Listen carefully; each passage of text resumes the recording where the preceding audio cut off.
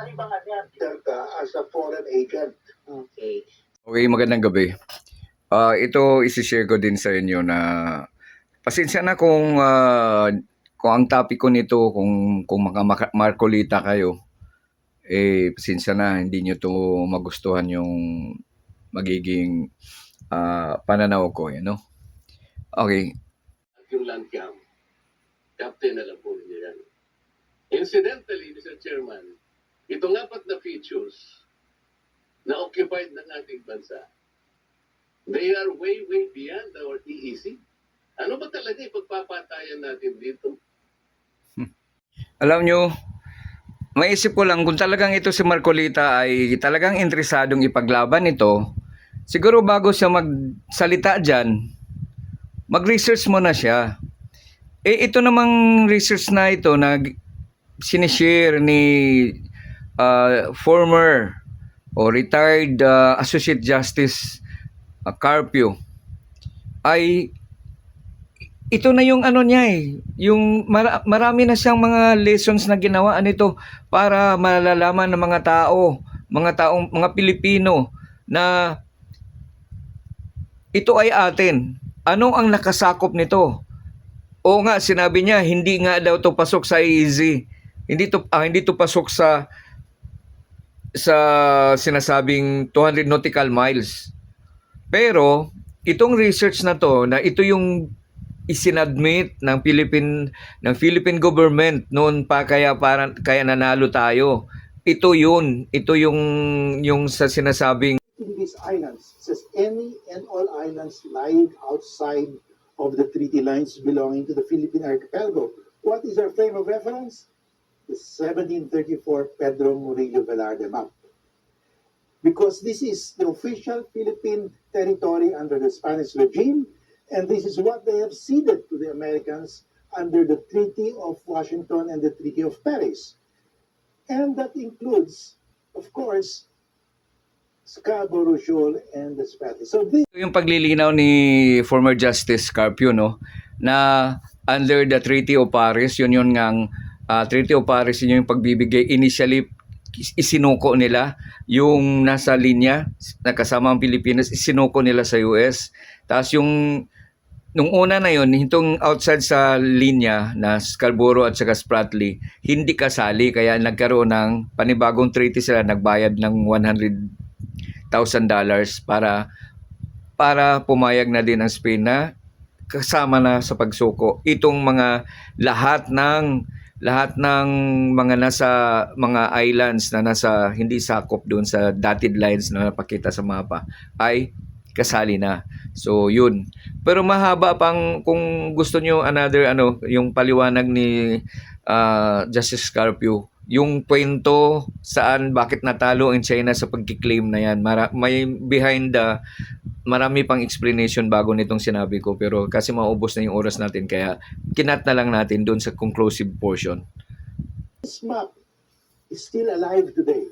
This map determines our territory that was ceded by Spain to the US and which is now So yung sinasabi na territories being ceded by Spain to the US, so meaning yung isinuko na pasok dyan sa Treaty of Paris.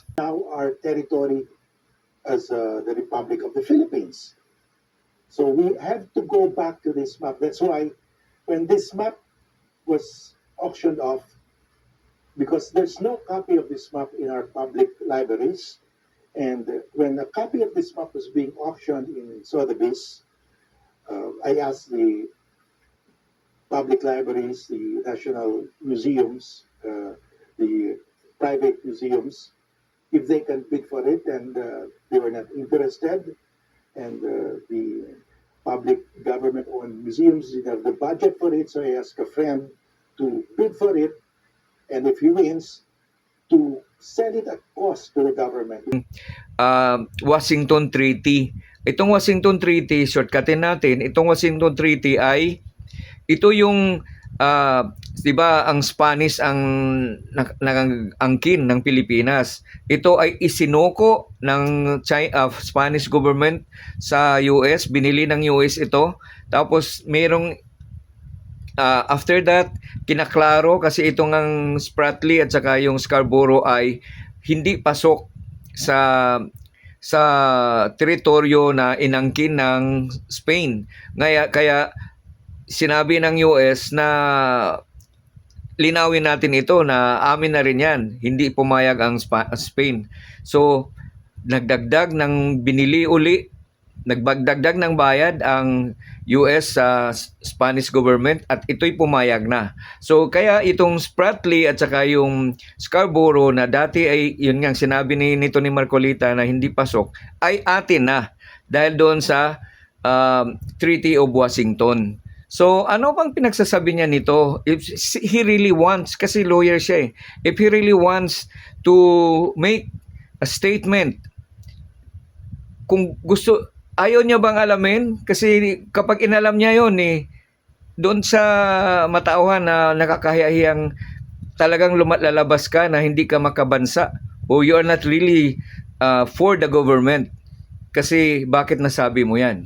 So ngayon, ito yung sinasabi ko na ito yung mas malalim na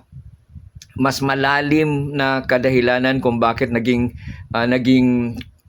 yung sinabi ni Tariel ni J. Batong Bakal na nakagawian na. So kaya nakagawian na yan dahil ipinaglaban na natin. Kaya binigay na sa atin. Kaya nung mag-gisna nila, yun na yun. O yun. We will offer our lives, including the lives of our children, and to die for it, for something that is not even within our EEZ. Kaya ang suhestyon ni Marcoleta, Yung sinabi niya na wala man lang daw sa teritoryo natin na ipaglaban natin na madamay pa yung mga bata. So, ang suwesyon niya, naputol yung pag-record ko sa kanya, ay i-give up. I-give up yung Spratly. Give up yung Scarborough. So, pag i-give up, kanino? Sa China. Obvious naman yun. Kanino ba? Sino ba ang nakipag-angkinan dyan? Di ba? China. Kanino niya ipag-give up? Sino mag-give up? Ang Pilipinas. So, pag nag-give up tayo, ano mangyari? Pag nag-give up yun, may raming koneksyon dyan. Pag give up yan, ano ang isinuko natin? Ang teritorya na yan na tayo ang nagiging hold para magiging daanan. Ano yung right of way? Makadaan yung mga international airplanes, navigations na trillion of worth of goods din dadaan. Pagka give up natin sa China, China na mag-angkin. Di ba? So, hindi lang doon, hindi lang ganun kasimple yung gusto niyang sasabihin. Giving it up is not only giving that simple, but ang daming nakasasalalay dyan. Okay? So, being a lawyer, di ba niya alam yon? Di niya alam yon? Alam niya yon. Imposibleng hindi.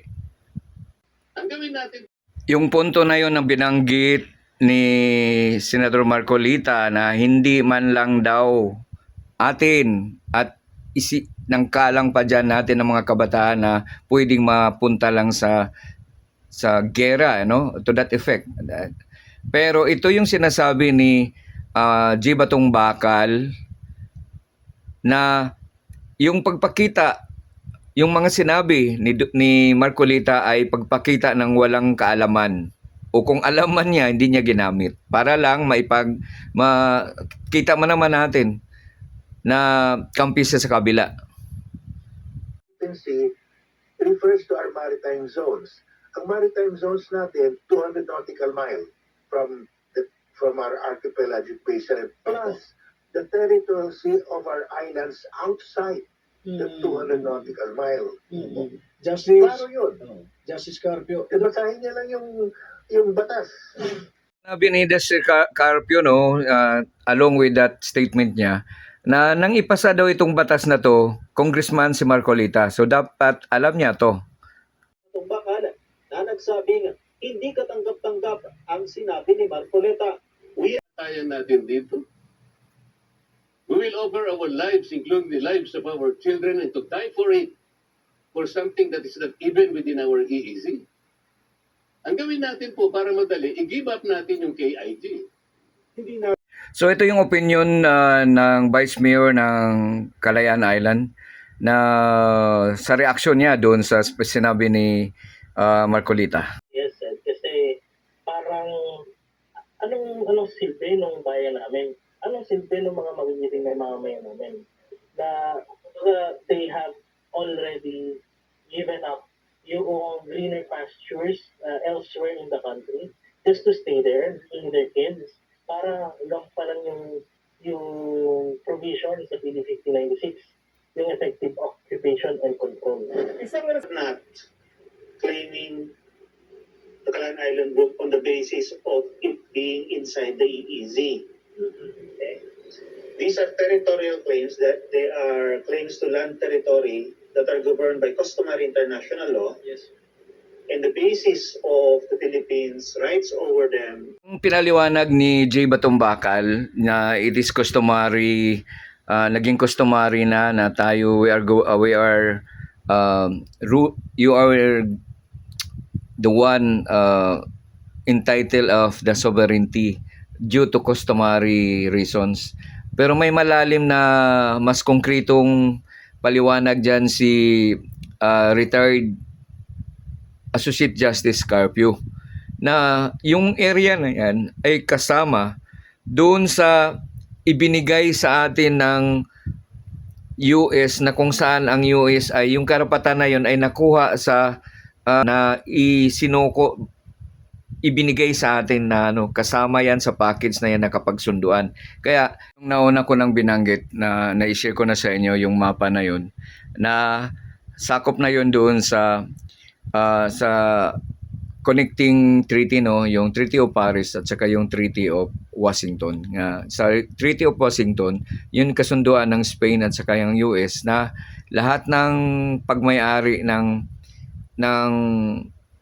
Spain na hindi pasok doon sa dotted line na yun ay kasama na doon sa Treaty of Washington. Yun ang hindi daw karamihan itinuro at yun din ang hindi alam halos kahit lawyer. Pero since lawyer ka na inilaban mo yung pagsuko, dapat siguro alamin mo yan kasi hindi naman tago yan.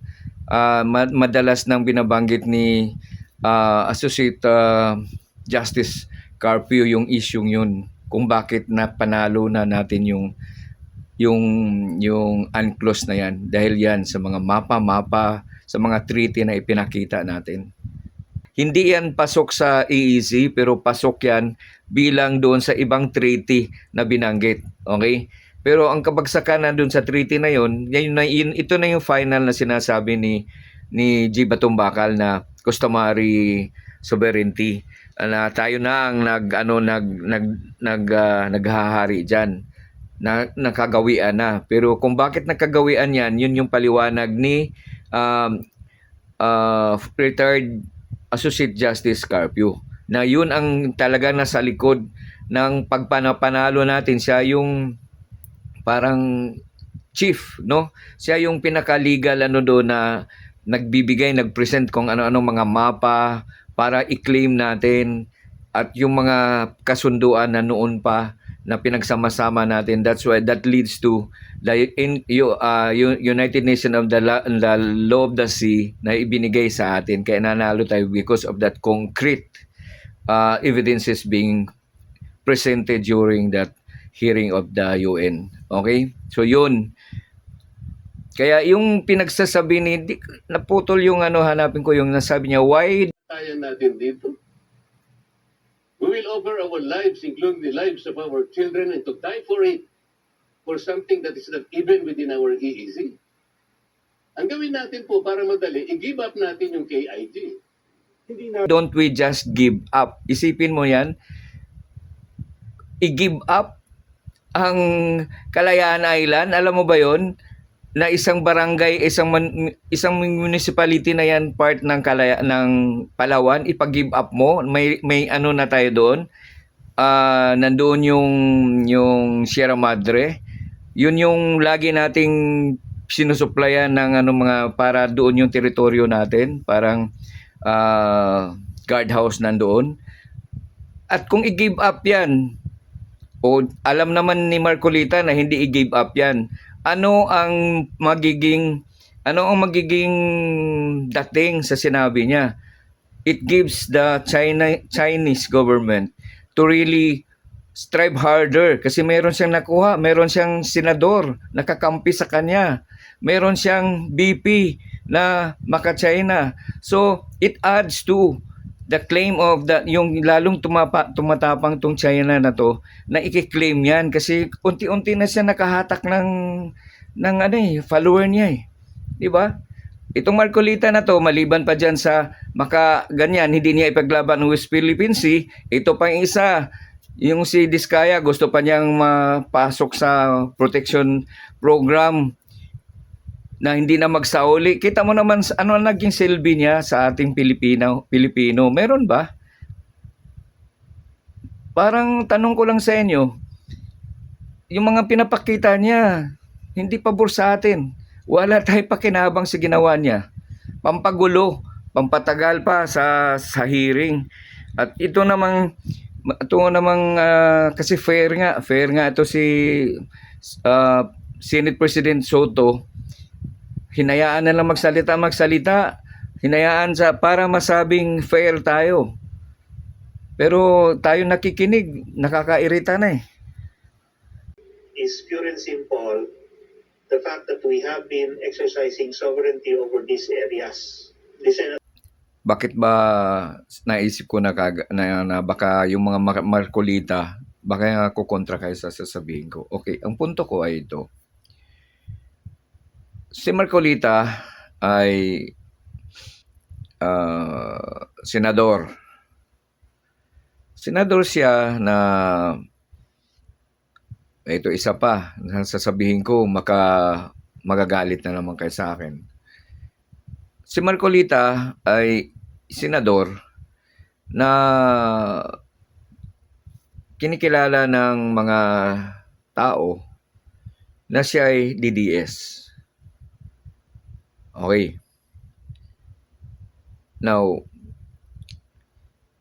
dalawang bagay ang babanggitin ko na napapansin ko na parang hindi siya nakakatulong para sa kakabuti ng bayan. Directly. Kasi indirectly, pwedeng makatulong yung kanya kapag talagang nacha-challenge yung tao sa ginawa niya. Okay, ano ba to? Una,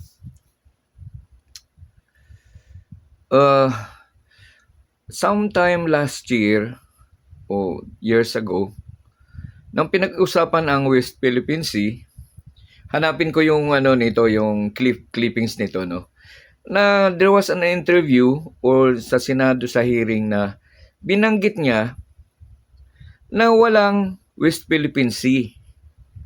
Sabi niya walang West Philippine Sea to that effect. Parang hindi giniit niya na wala naman tayong pinaglaban na West Philippine Sea kasi wala naman ang West Philippine Sea sa mapa. Parang ganun pa kaintindi ko. Ano bang makuha niya kapag sinabi niya yon na wala ang West Philippine Sea? Diba this is just to justify na yung sinabi ni former President Duterte na yung napanalunan natin sa UNCLOS ay papel lang. Na pwedeng papel. Ayoko na banggitin yung iba eh. Baka magalit pa lalo sa akin yung mga DDS, no? Na papel lang na pwedeng kung ano yung pwede na. Meaning, it has nothing to do with the win. Kung mananalo man tayo sa UNCLOS, United Nations on the Law of the Sea, pero walang kwenta yan dahil papel lang.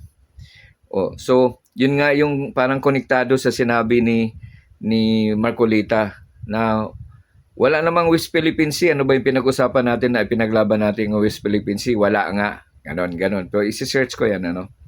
Now, ang pangalawang na wala din maitulong sa bansa, yung sinasabi ng iba ha, na banggitin ko lang sa inyo, na mukhang sa tingin ko lang bilang simpleng mamamayan, di man ako lawyer. Pero narinig ko yung paano yung mga opinion ng mga lawyers. Okay? So, ano bang sinasabi niya? Laging nagdidebate sila dyan sa hearing ng Senado ang doon sa pag-aapruba because Senator Marcolita wants that that this Vizcaya, this Vizcayas will be considered as state witness. At sa yung pinag-usapan ng state witness, may isa doon sa memorandum of agreement na pagsusunduan ng gobyerno at ang gobyerno being represented by the DOJ at ng mga Diskaya na there must be restitution. Ibig sabihin, pagsasauli ng anumang nakuha nila na nakulimbat nila or na kasi nga 'di ba may mga projects na ghost project na inukusa sa kanila at may mga substandard na hindi na-meet yung ng dapat qualities niya, quality. Okay. Ano bang mawawala sa side ni Marcolita kung kakampi na lang siya na ibalik ang anumang nakuhang pera dahil sa mga projects na yon? Diba? Sa interview, inamin naman dati ni hindi interview, doon sa interrogation sa hearing ng Senado nung bandang umpisa pa. Inamin naman ni Vizcaya yun, I think yung babae ba yun, nagsabi yung asawang yung babae, si Sarah, na nag-start yung pera nila nung pumasok sila sa projects ng gobyerno noon pang 2016. Yung 2016 na yan, panahon pa yan ni dating Pangulong Duterte. Okay?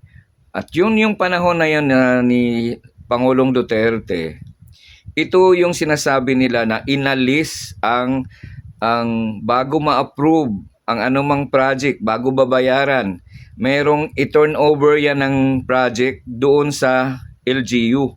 O kunyari, sa barangay captain, kung nasaan yung project na yan, pipirmahan ng barangay na nakikita yan, pipirmahan ng mayor down pataas. Tinanggal ni Duterte yan, di na kailangan ang turnover. So, it started doon. Doon pa, nag-umpisa na yung mga,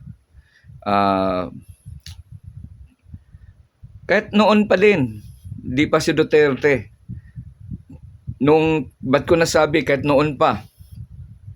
Kasi binanggit ni Miriam Defensor nung nag-cast siya ng vote na hindi guilty during the impeachment of former Chief Justice Corona.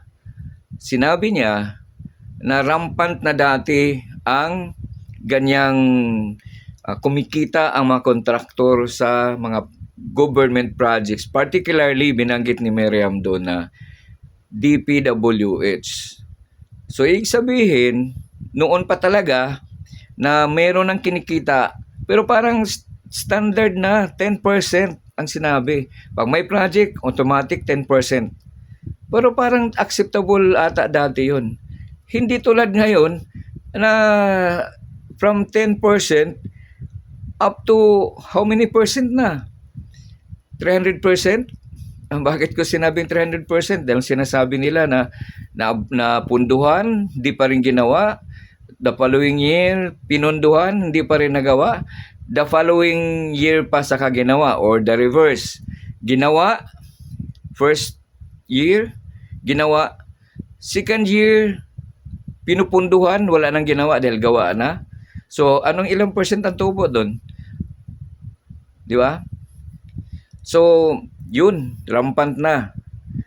Ano bang mawala sa gobyerno natin na dapat ipaglaban ni Marcolita na kapag magsauli, example, nagsauli si Bryce Hernandez, yung assistant ni Alcantara, bago nalipat si Alcantara sa ibang distrito. Mayroon bang mawawala kapag Hindi na lang, bakit ba kailangan niyang dipinsahan pa? Gusto niyang isingit ito si Diskaya na maging state witness na hindi kailangan magsauli. Why is it na kailangan pa niya talagang igiit na i-approve without pagsauli? May mawala ba sa kanya?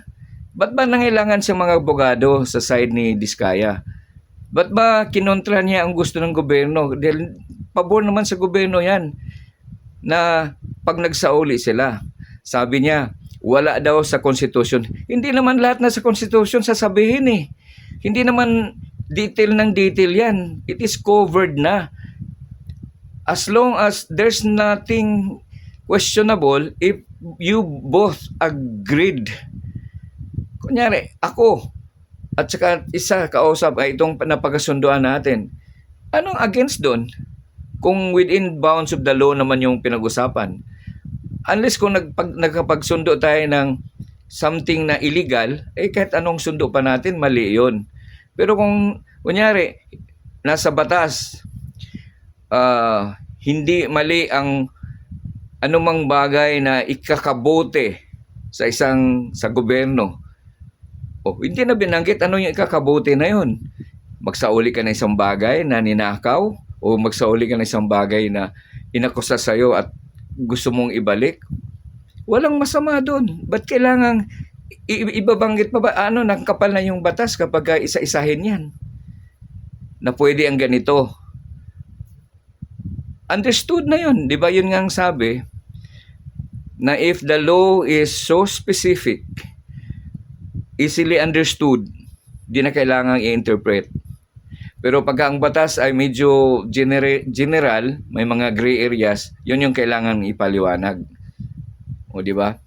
So, anong masama doon? Bakit kailangan niyang talagang igiit na gusto niyang papasok sa state witness na without restituting na hindi ka magsauli? Bakit? Ano ba? Sige, kayo nga maghusga. Ano bang makuha ni Marcolita? Why is it na he is sticking to the side of the Diskaya, not to the side of the government? Dahil kung mapuwersa ang Diskaya na magsauli, di ba pabor sa atin yon na nawalan tayo ng pera dahil sa project na ipinundo doon na maraming hindi nagawa? Di ba pabor sa gobyerno yan? At kita mo naman na hindi sila naapektuhan. Ang yaman nila, we deserted not that rich. Di ba? They cannot explain why is it na mayroon silang ganito. O bakit ayaw mo? At saka mayroon na itong pumapasok ito sa naman. Communalist to kung nakinig kayo. Na ang asawa ni Marcolita ay isa sa mga officer na kung saan nandoon yung mga project ni Diskaya na nandoon yung insurance. Ang ibig sabihin, kapag merong mga palpak na mga magawa mangyari dun sa project, insured yun, sagot ng insurance. Na si Diskaya, asawa ni Marcolita, ang isa sa mga official. Di ko gano'n sure kung anong specific position. Basta official siya doon. So meaning, kapag bilang official ka sa isang insurance, normally, may commission ka doon sa project na yon. Pero di ko alam kung anong posisyon niya. Baka hindi siya commission na basis. Baka dinagdagan yung sahod niya dahil ang dami niya nakuha. Billion ang nakuha niyang na-insured sa company nila. So yon ang isa sa mga interest na yon. I'm not saying na di ako may gawa nun, di ako may sabi nun. Sinishare ko lang sa inyo na this could be the possibilities. Why is it that Senator Marcolita is trying to take side of the Diskaya rather than taking side to the stand of the government? Yun. So dalawa yan. So dito nakikita natin kung gaano kaimportante ang binoto nating tao dahil kahit sang-ayon ka't hindi, being a member of the Senate or being a member of the Congress, may tsansa kang tulad ni Marcolita dahil 24 lang sila. At lalo na kung hindi bias yung leader, yung floor leader. Hindi tulad nung dati ni panahon ni Chis Escudero na halos hindi makapagsalita ang minority. Halos hindi makapagsalita si Senator Risa, halos di makapagsalita si Pimentel. Kasi umpisa pa lang harang na kagad din nakapagsalita. Hindi tulad ngayon na parang nasakit na sa tenga, pakinggan ng pakinggan, yung pa rin at yun na hindi nakakabuti sa bansa. Di ba? So, yun yung punto ko na isi-share ko sa inyo kung bakit nakita ko na parang yung panindigan o yung mga pananaw na ipinipresenta ni Senator Marcolita sa Senado ay hindi nakakatulong sa ating bansa. Hindi nakakatulong sa gusto nating mangyari na makarecover, malaman kung sinong may ugat talaga o sino yung mga sangkot. So sa dalawang binanggit ko, hindi siya nakakatulong. Di ba? Meron pa akong tungkol din naman sa Senado natin. Pero hindi muna, sa ibang vlog ko naman. Kasi ang gusto ko sabihin nun, na yung laging pagpalit-palit ng leadership sa Senado. Yan. So ibabanggitin ko sa sunod na vlog yan. Bakit sila gustong magpalit? Di ba? So, pag basahin nyo next time, o observe nyo yung sasabihin ko. Okay? So, dito, ano ko yung mga clips dito bago ko i-upload yung mga stand ni Marcolita. At saka yung about the West Philippine Sea, na wala naman daw West Philippine Sea, kung paano niya sinabi yun. Okay? Maraming salamat. Tungkol sa iba pang paano niya sinabi yung trying to defend the Diskaya, no? Saka na lang kasi masyado nang mahaba. Next video ko na lang yun. Masyado nang mahaba. So, ito lang. Maraming salamat.